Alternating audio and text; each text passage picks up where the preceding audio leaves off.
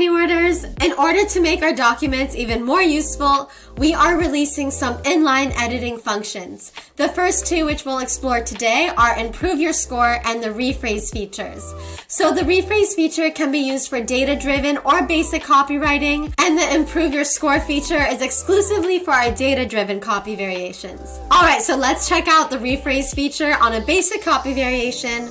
So right here is a tweet, and keep in mind you can rephrase the entire copy variation or a part of it, and the whole point here is to reword some of your copy without changing the original meaning of your copy. So for this example, I want to rephrase this part right here, so I'm just going to highlight it and hit rephrase. Alright, so I really like this copy variation, but I'm going to generate some other variations as well, so I'm just going to hit try again. And you can rephrase this copy as many times as you want by just hitting try again, and then you can go through your variations right here.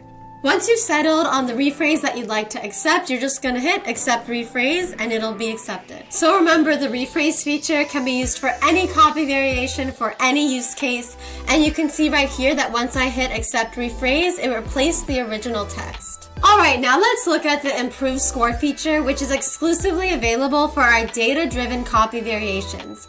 So for this example, let's look at this copy variation right here, and you can choose to improve the score on part of the copy variation or all of it.